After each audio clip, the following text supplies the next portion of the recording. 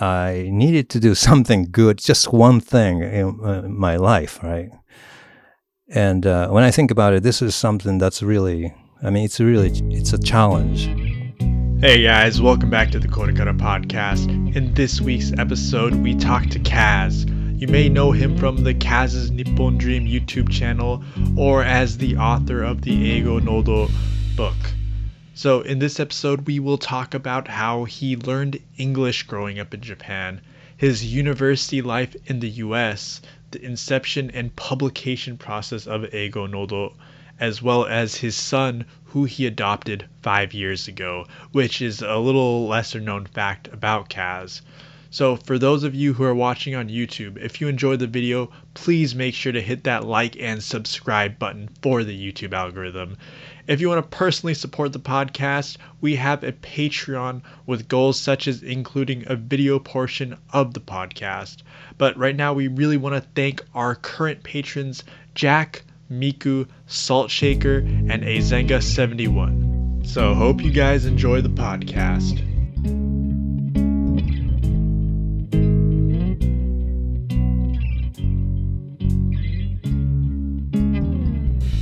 Hey, what's up guys? Welcome back to the KoreKara podcast, where we look into different aspects of Japan with people who know what they're talking about. I'm your host, Raza, and I'm joined by my co-host, Eric, and this week we have a very special guest in Kaz. So to give a quick background, Kaz is behind the Eigo Nodo YouTube channel, where he makes videos primarily in English but also in Japanese, talking about some videos where he's nitpicking foreigners with a high-level Japanese, such as Matt or Dogen, and other funny videos where he collabs with them as well. And he's also the owner of the Nippon Dream website. But today we want to really get to know who Kaz is behind the YouTube channel. So Kaz, can you give us a little quick background of who you are and where you are at today?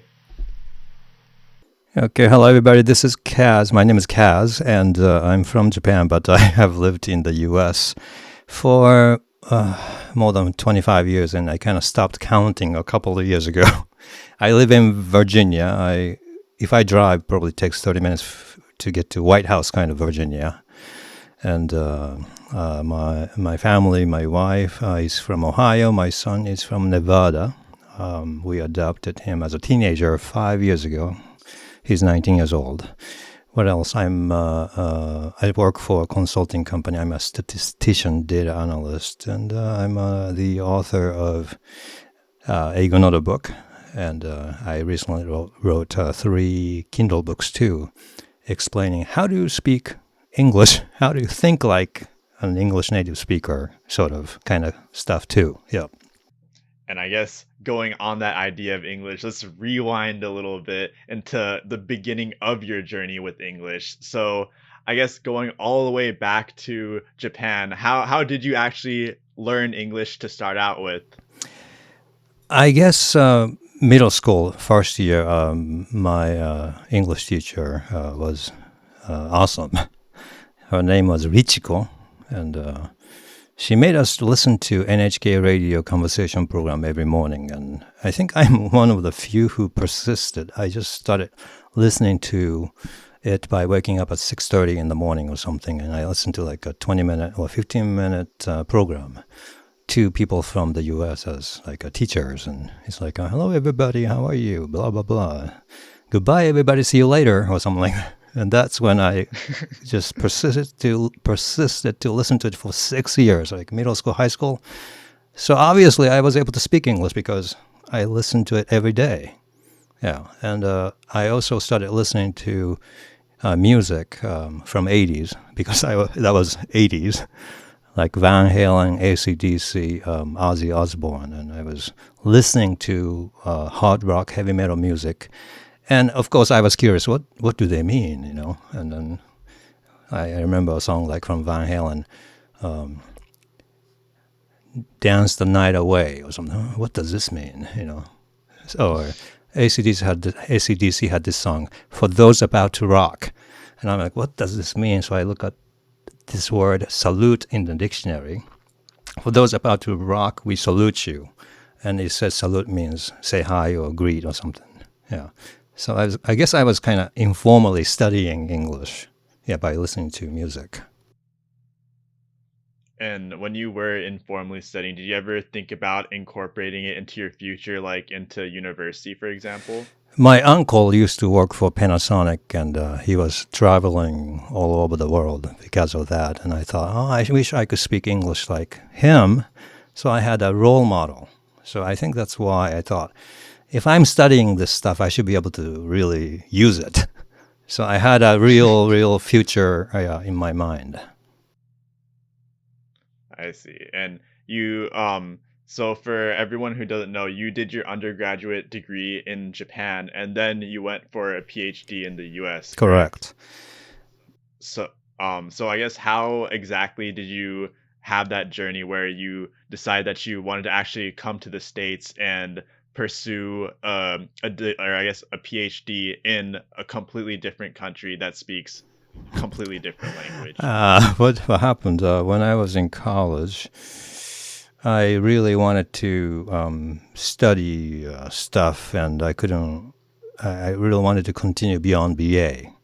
So, but when I finished college, I became a high school teacher, and I was teaching English for 2 years at a private high school in Osaka, and then I was reading sociology kind of literature about social control and how education kind of how do you say affects people's lives, and then while I was teaching my kids, I realized that what I'm reading from critical books, those things were happening right in front of me because we as teachers have to control them.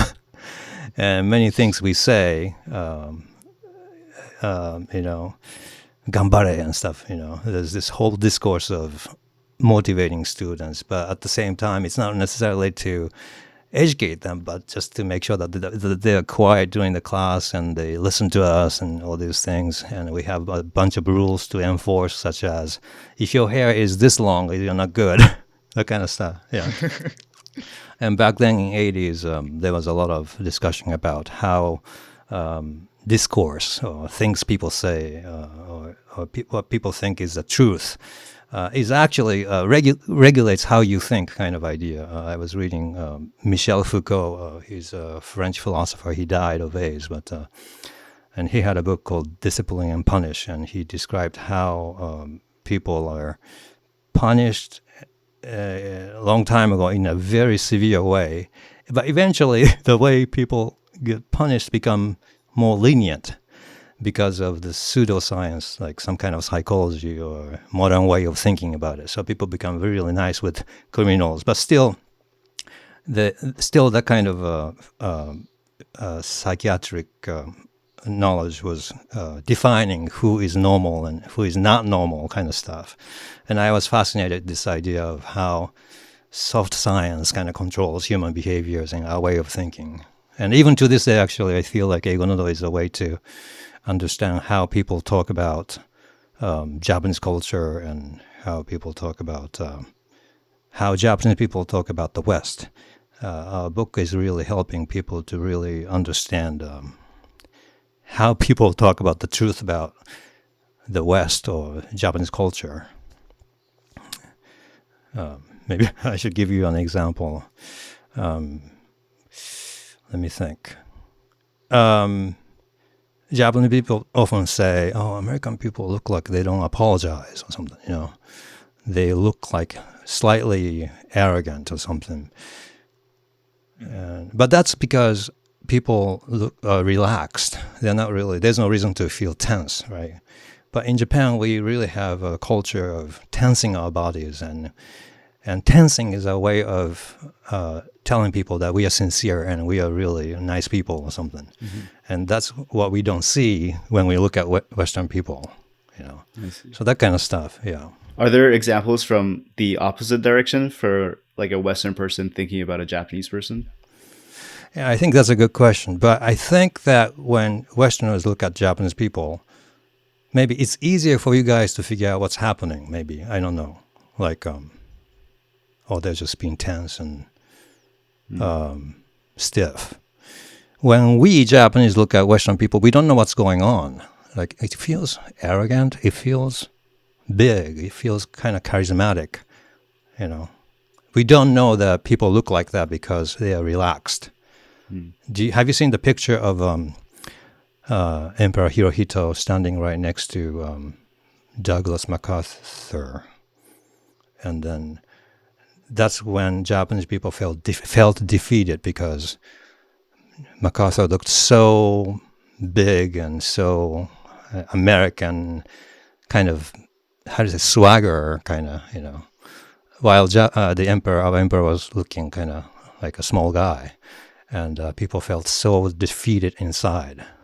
But I think MacArthur was just standing just like a white guy, regular American guy, in a relaxed way. Yeah. So did this kind of swagger kind of interest you into actually going over to University of Chicago for your PhD into the States itself? Yes, I thought that was the kind of stuff I wanted to study, like anthropological, perspectives, like this observing and stuff. But when I got to the University of Chicago, the main approach of analyzing stuff was statistics, and I kind of liked it because the amount of reading required for statistics courses was like one book. Like if you take anthropology and ethnography and qualitative approaches kind of stuff, there's like 10 books and 15 books, So that's how I became a data analyst myself, yeah. Did you feel confident about your English level before actually moving to the United States? When I was in college, somewhat towards the end of my college, I became able to listen and understand everything that I was hearing, if it's American English. And I knew when this happened. I was hanging out with a lot of American exchange students, and I was talking in English all the time. To be honest, I enjoyed hanging out with cute American ladies back then. And I was talking with them, and one day I realized, I understand everything. But if American English, yes. Yeah. So when you actually went to the University of Chicago, did you utilize social interactions to improve your English even further? I feel like during graduate school I was too busy studying and learning things, and I didn't think too much about it back then, but I wasn't socializing enough. But when I got to Chicago, there was a concept of cohort. I was all of a sudden with 15 other students, in the same cohort. I didn't know that word before. And I didn't know that the word cohort has a connotation of being buddy-buddy with each other, or how do you say, So I enjoyed hanging out with about 15 people who are in the same cohort, and they were very nice to me too. So I didn't really feel like there was anything that was difficult back then because it was a small group. And for example, if there was a special holiday for Jewish culture or something, I think 3 of them were Jewish, and they invited all. They invited us all to one of the guys' his house, and we enjoyed eating special food and stuff. And, it was really fun, and of course, I'm developing this idea that something happens eventually. So during the graduate school, it was good too. I did my postdoc in Florida too. That was good too. I mean, it was a small team, but something started happening when I got my first job in Washington, D.C. This was around the year 2003 or 4.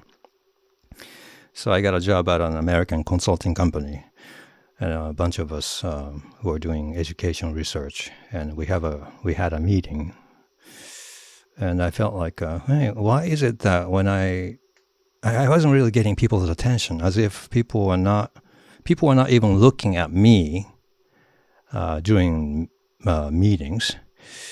One time, one guy said, hey, let's go out to lunch. So there was like 15 of us talking to each other. But nobody talks to me at all, zero. I was sitting right in the middle. thinking, why is it that people didn't really even look at me? Was this racism? And if I am sitting, it creates two groups of conversation groups. On my left side, they're talking to each other, Americans, and on my right side, Americans are talking to each other. And I felt like if I disappeared right now at this moment, nobody would know. But I wanted to know why. Is this racism?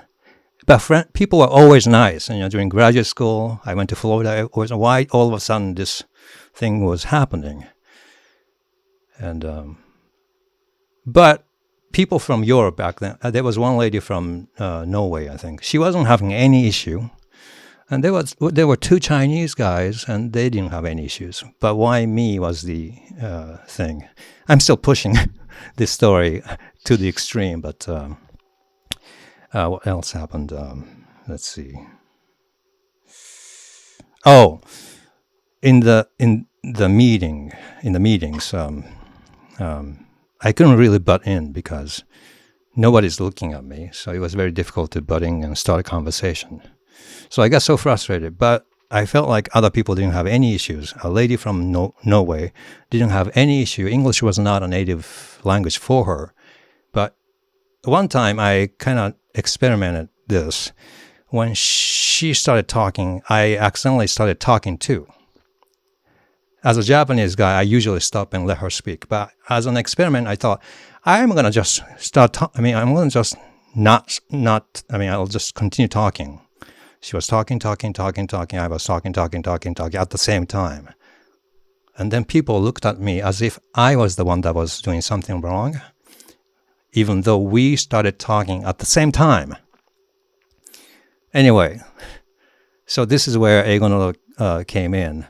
So my wife Gina was telling me, I was telling her, this happened, that happened, and blah blah blah. Why is this the case? And one day she told me, hey, you have to speak from the throat. So I think I was kind of, I'm maybe doing that still today, because when I feel like I'm nervous or something, I tend to speak in the mouth a little bit, and I begin to tense up a little bit. But back then, maybe I was doing that too. I was speaking English like this, I think. And then people didn't want to talk to me. But I started talking in the neck almost. And then all of a sudden, the world changed. And then people started inviting me to birthday parties or happy hours. Hey, Kaz, do you want to join this kind of stuff? So here's the reason why the Norwegian lady didn't have any issue starting a conversation. She would breathe in first, like, and then starts talking like, hey, I think like this. I don't make any breathing noise. When I'm paying attention as a Japanese person to what's going on, I don't breathe much. I think this is what I said when I was critiquing or evaluating Dogen's Japanese. And that's why people think I don't have anything to offer, like this. The Americans would be like, right away. So, and this is related to throat, because if you relax, you deep breathe. Before you start talking, you kind of, and then you talk, and it kind of, your pitch kind of goes down. And then if you breathe completely out, then you go, and then blah, blah, blah, blah, blah. So I started doing this, and since then, I don't really have any issue in meetings. And then we wrote this book based on this observation. You really have to relax and speak deep from the neck, and you have to breathe a lot. Yeah. I see. So when your wife kind of gave you this realization, it's something seemingly very simple. Did it kind of like surprise you? Like, wow, like all I had to do was kind of this one simple thing, and like you said, like your world completely changed. Like, what was your entire reaction in the moment? My reaction was actually, because even before that, I understood American people's English anyways, so it wasn't so drastic. I mean, this throat approach improves your listening comprehension, but so listening-wise, it didn't change much. But I was so stunned. I started listening to like British English or Australian English or African English, whatever. I started listening to different types of English very clearly. I remember before Eigo Nodo, let's say I took a cab and the driver is from Ethiopia. I couldn't really understand him well. So I was kind of, like, yeah.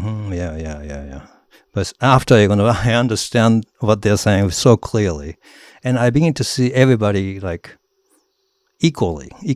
Everybody's equal. And people treat me equally too. Yeah. Before that, I felt like, this guy has accent from Africa. I'm not understanding him, but it must be his fault. He's from a different country. But now I realize everybody's speaking English more or less clearly around here. It's just different accent. Mm-hmm. So I feel like I kind of respect everybody, kind of. And that's what I want Japanese people to experience, the same kind of experience. Because many Japanese people think that they think it's impossible to listen and understand spoken English. So speaking of Eigo Nodo, so I guess getting on so for Eigo Nodo, the entire it didn't just become a book magically where you had the idea and then poof, there's a book. So I guess something that goes not that much talked about is how you actually like came to action on this entire idea and actually formed it into a book, and then that entire publication process. So how was that like actually converting this idea into something physical? I didn't really write it. My wife, Gina, figured it out all. And she said that she's like a graphic designer. And she said she's going to just compose the book, everything in her head first. Like, lesson plans. And she did all in her head. And then she verbally told me, blah, blah, blah, blah. And I translated everything into Japanese. Yeah. Yeah. And this is very interesting. There are two parts to the book. One was the first part of the book is how to speak from the throat. One example, one exercise for Japanese people is to breathe in and speak. Speaking English like this by breathing in. And people feel shocked. I can't possibly do that. But they actually get to do it. And if they breathe in and speak, that means their airway is open. Meaning you can utilize or access the whole throat as like a pipe. So that makes a good practice to open your throat. And then you can feel the whole neck resonates better. And then we tell them to breathe out this time normally, but keeping this level of resonation in your voice. So they have to go like, and they speak English, as opposed to they speak English like this is the opposite of they speak English like this. Did you notice any different reactions with Japanese people when you, if you tried speaking with your throat, speaking Japanese with Japanese people? Depends on who they are. Many people think I'm just using low voice, like like this, like. Yeah, you have to speak English like this. And they go, you mean like this? Mm-hmm. Because they can't really go access the bottom area of the neck. But many people, I think, realize, that's how they sound. Foreign people sound. Mm-hmm. Anyway, the other half of the book is syllables. And it's crazy how Japanese people don't know the concept of syllables. You guys know that when you speak to Japanese people, they may say something like McDonald's, as opposed to McDonald's. And we think the difference is just pronunciation. And we don't realize it's also the number of syllables that's different. McDonald's versus McDonald's, right? So that's what we teach in the latter half of the book. But in a very interesting way, we call it 3-beat, and it's basically each syllable has to consist of a consonant, a vowel, and a consonant. So instead of reading your name, for example, Raza, we teach them to say Raz, Za, Z twice, Raza. Okay, so Eric's name would be, it's just Eric, 2 R's, Eric, as opposed to Eric. So that's what we teach. And what's crazy is that our publisher said they can they wanted to visit us in DC. They are from Japan. They are a Japanese publisher. I told them, oh, we have this crazy revolutionary idea of English pronunciation. And I said, but we can't tell you what it is. And Sanshusha is like, well, you have to tell us. And we said, no, we can't tell you. You have to come. Okay. But I said, you have to sign this non-disclosure agreement. And they're like, oh, if you insist that badly, we can't make it. I mean, it's all about trust. And I said, no, I mean, let's just do this. And then they just came. But these two ideas in the book, one is syllable, how to read syllables. That we had before they came. But this throat idea actually was not there. When they booked a ticket and when they came, there was like 2 or 3 weeks. In between that 3 weeks period of time, Gina said, it's actually the throat. So that was crazy.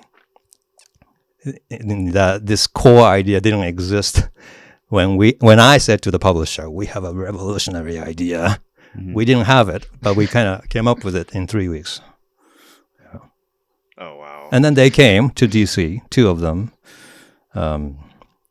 So we made a brief presentation for them. And on that day, one lady started saying, God, I can understand English. Like, people pass by me in DC, and I'm not trying to listen to them, but I actually listen to them and I understand.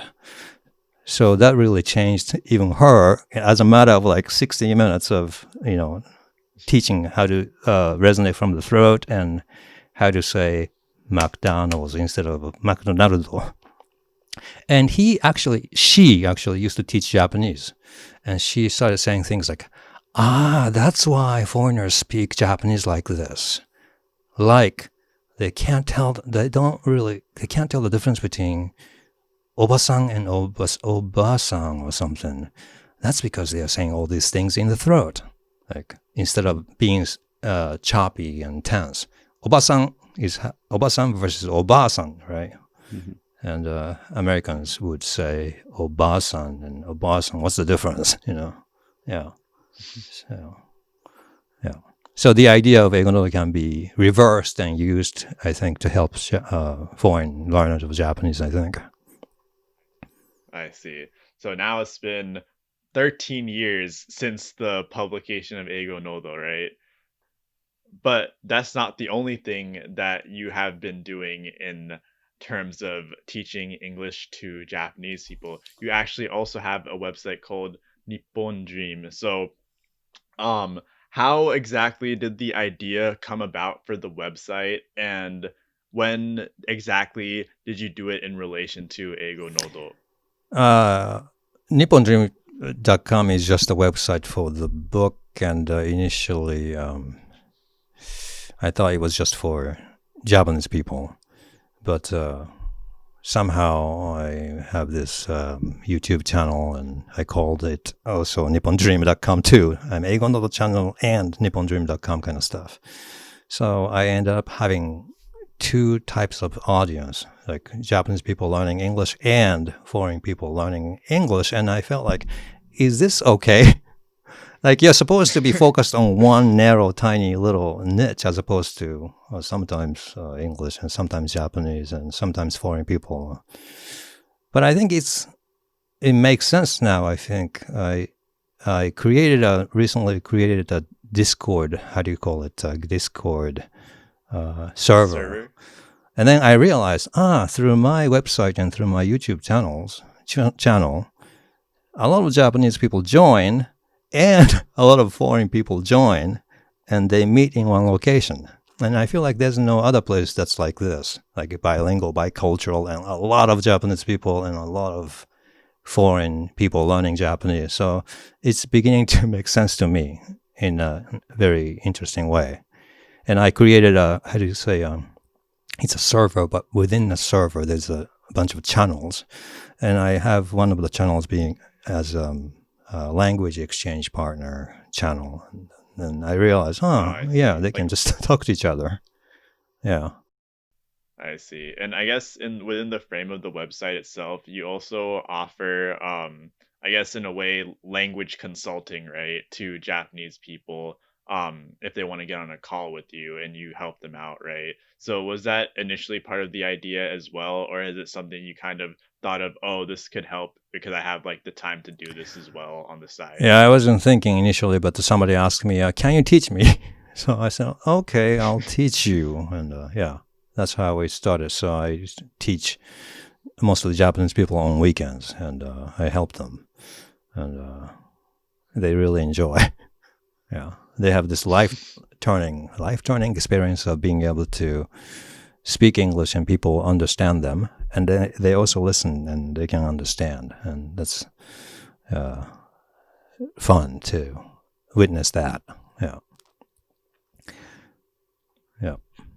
And like I guess encapsulating your entire website, you have blog posts, you have lessons from your YouTube channel, as well as contacts, and like you mentioned, like your Discord server. You alongside other stuff that is also connected to you. But what is your entire, I guess, long time goal for not only the website but your YouTube channel as well, and I guess the entire vision of Eigo Nodo? Currently, I'm envisioning that I should have a good online course, and I've been studying Kajabi. Have you ever heard of Kajabi, which is a platform to create serious business-oriented online courses? So I'm working on this stuff, and I kind of started it, and it's been good, but I don't know enough about it yet. But I'm working on an online course for teaching Eigo Nodo for Japanese people. But I hope I could do one little course for Japanese people too. I mean, foreigners who are studying Japanese. Yeah. I see. So I guess how far have you gotten in this process? Because one thing I know about starting like a business is that it usually takes a lot longer than you might initially think. Like for example, like a website might take like you might think, oh, it'll take maybe a couple of days. It ends up taking like 2 weeks plus. So for this the scope of your course, I guess, did you have an initial, I guess, time commitment you thought it would take, and then it ended up being maybe more? Yeah, this is my like first month still, so it's really the earliest stage of my business development, and yeah, it may take a while. But the reason why I want to focus on this right now is because my daytime job is getting hit hard by COVID-19, and yeah, because I am a data guy and evaluation guy, I usually evaluate educational programs, and we collect data from schools, and schools are closed this year. So, yeah. As we speak, I may be, become a part-timer or something. I don't know. So my daytime job is winding down. Yeah, COVID-19, coronavirus, and yeah. Was there ever anything that you thought, like within your schedule, I guess, you thought would be very easy and manageable to do, but after you started doing it for a while, is maybe very difficult to continue doing, and maybe you like reevaluated what? Yeah, many things on my website are like under development. I wanted to create free online courses in the current website, and I bought a platform called Learn Dash or something. But yeah, I kind of struggled, and I couldn't figure out how to use this program. Mm-hmm. Yeah, so technical issue exists for me, I think. And also, I want to ask, since starting this journey online through your own business, what is one way that you've personally grown? I mean, I haven't grown much. I think I think usually people who teach English, they are like, oh, there are different ways of approaching this, and you can do it this way, you can do it another way. But I believe that there's only one way to learning English for Japanese people, which is to relax, start speaking from the throat, Mm. And you need to have that as a basis. And yeah, I have been saying the same thing for the past 13 or 14 years. Yeah. So I haven't changed in my way of communicating. Because I feel like I have this true method, and I have no reason to change. Sometimes it's kind of tricky because people like to study English by taking a test in Japan. So they talk a lot about TOEIC test and stuff. Mm. And I don't want to criticize it that much because it's kind of upsetting for people. But I don't like studying for a test, you know. But I think you guys may have heard of N1, N2 kind of stuff. And I often hear people really use it to help them study. And yeah. So there's a way of like having a good balance between studying for a test and, you know, really becoming communicative in that language, I think. But I guess, though, is it difficult doing, I guess, Nippon Dream as well as like YouTube alongside like working your job in consulting as well as having a family? No, because I don't commute, I think. I don't commute. That's like already an hour or 2 hours of my life. Yeah.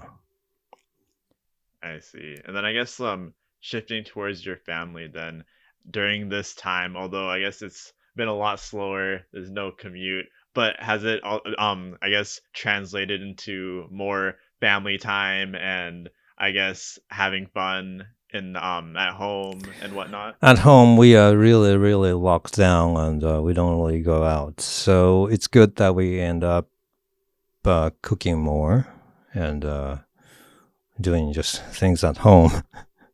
And it's good, yeah. But our son has to go to work. And that's something that worries me a little bit because of this, spread of virus, yeah. I guess speaking of your son, you mentioned at the beginning of the podcast that you had adopted him 5 years ago. So that's a very big decision to make in your life. So I guess what kind of went into adopting him and how has it been for these past 5 years? I came up with this idea of adopting a teenager because in my company there's a group. Does a lot of child welfare kind of consulting. We help the federal government to improve their child welfare kind of stuff, including adoption, kind of stuff. And I think it's adoption, right? Adoption, right? So about 5 or 6 years ago, our group they were hosting an event for adoption kind of cause. And I attended it, and I thought, this is a good idea because there's a forgotten population of people who need home. And I felt like I needed to do something good, just one thing in my life, right? And when I think about it, this is something that's really, it's a challenge. I grew up without being, I never was hungry at all when I was growing up. My parents' generation my parents were very poor, but my generation of people, we were never hungry.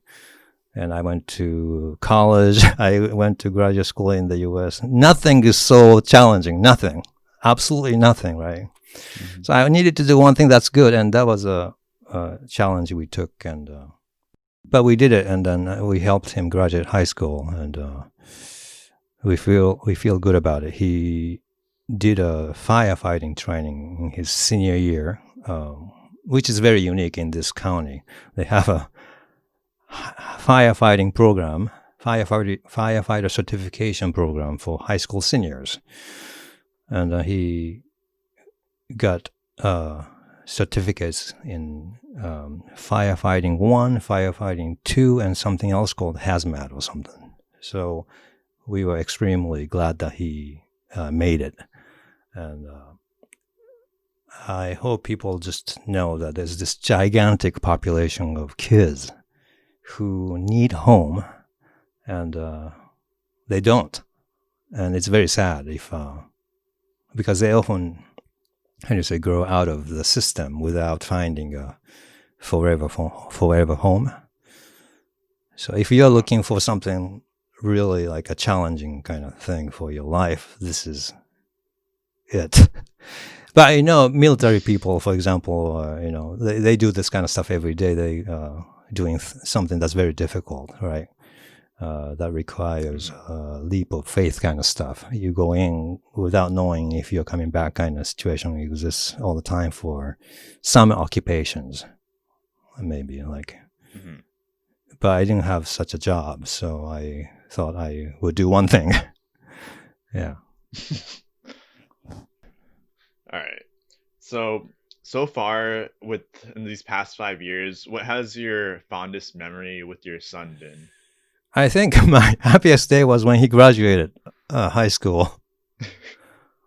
It's, especially his firefighting program was the best because he achieved something by himself. Initially, he struggled a little bit with going into a tiny little space because he had some kind of fear of everybody's afraid of going into a maze, and everything's dark and you go in and they do that kind of training. But somehow he was able to persist, and he achieved his certificates by himself, maybe the first time in his life, and I was extremely happy. Yeah. And would you say that was kind of like a very big, like, proud father Yeah. moment, or maybe you had like another big highlight Yeah, that moment? was a big highlight moment. I think that was the biggest highlight moment. But I feel like I did my best. Nowadays, high school is so, I don't know, technology driven. And the school system tells you how many homework items he's missing right now, and what was his score on every one of the tests he takes, kind of stuff. Through their website, and that's why I kind of knew every day where he was, and I had to help him a little bit. And chemistry was my worst nightmare. Yeah. Other ones I can kind of teach him algebra, or my wife was helping history and English, but I had to help him with chemistry, and that was like so crazy. Yeah. Did you go out and specifically start learning by yourself so that you can go help Yeah, him? I had to read the book, and oftentimes I found things on the internet. I don't know, like there's a chart of, like, how do you call those things? Atomic elements, and Oh, the periodic it's table? crazy, and it tells you how many those little dots exist on each of each layers, and you have to explain why. So I knew, okay, he has to do this homework tonight, and he probably doesn't want to do it. But I wanted to help him, so I kind of studied it on the internet, and yeah, I studied it myself too, and it wasn't very pleasant.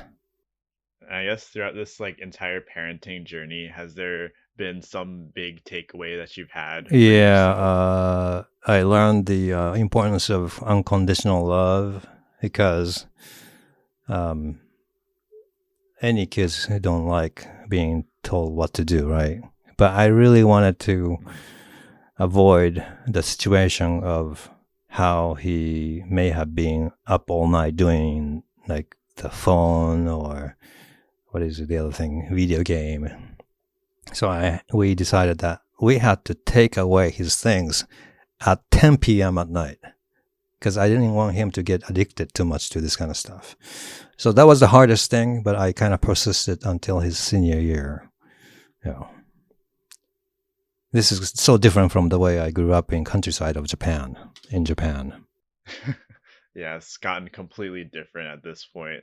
And I guess so since you go and do a lot on the side of language learning, for example, has does your son actually know any other languages? Or have you taught him Japanese, for example? When he came to us, he was 14, and I was teaching him every weekend, and he was like half asleep, and it was, yeah.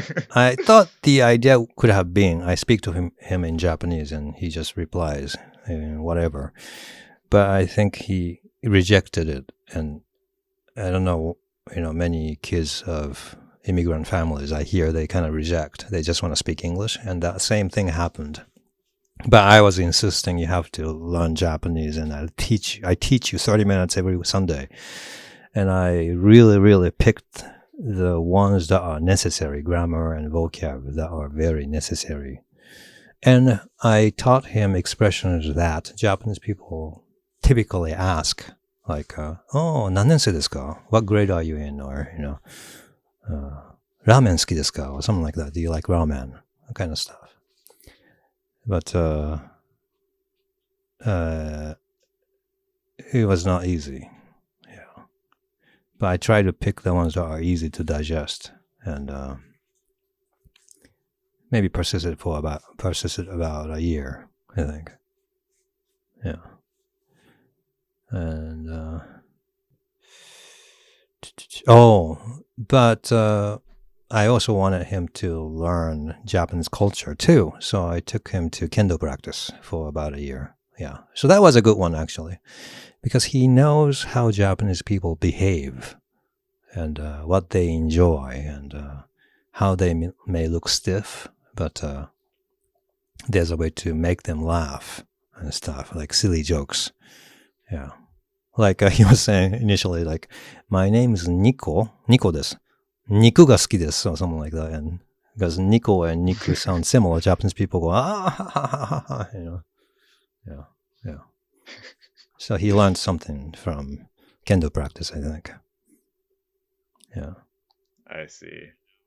And now, I guess, finally moving forward, and I guess through all the experiences you've had, is there any advice maybe you want to give any of the listeners, may it be for maybe learning Japanese or maybe raising a kid, or I guess also just even managing like a business, like in terms of you created this entire website where you have, I guess, all these resources available, as well as I guess services available too for Japanese people if they want to go and get help. So is there anything that you have that I guess would help maybe one person?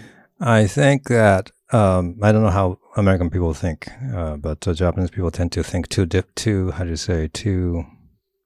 they think too much when they want to study English, like, I want to be able to explain Japanese culture to foreigners, But I think they just should try to make friends, that's all. Try to make friends with whoever it is. And American people can do the same. And don't treat each other like foreigners. And my wife said it like this. When you meet foreign people, just treat them like they are from a different prefecture of Japan. This was a piece of advice for Japanese people. But maybe the same thing can be said about, I can say the same thing to Americans or other people of other nationality groups. Maybe they can just treat each other as if they are from a different state in your country or something. Yeah. And I think that's what I kind of did when I was in college. I was talking to Taiwanese people from Taiwan, China, Korea, and America. And I treated them as if they came from Korea prefecture or China prefecture. Yeah, I think people just should focus on making friends. And as a result, maybe their language becomes better. I see. But that's a great message. But I think this is a good point to end the podcast. I'd like to thank you so much, Kaz, for coming on. It was great having you and hearing all your insights about your entire English journey, your business, as well as Eigo Nodo, as well as hearing about your son and maybe as a side that people that follow you may not have actually known too much about. So again, thank you so much. We really appreciate your time. ありがとうございました。ありがとうございました。Thank you. Hey guys, thanks for making it to the end of the podcast. If you made it this far, go ahead and comment who you would like to see on the podcast next. But thank you guys for listening. Feel free to join our Discord if you want to personally talk to us and the rest of the KoreKara community. You can also support us on Patreon, but make sure to like and subscribe on YouTube. Thank you so much. Peace.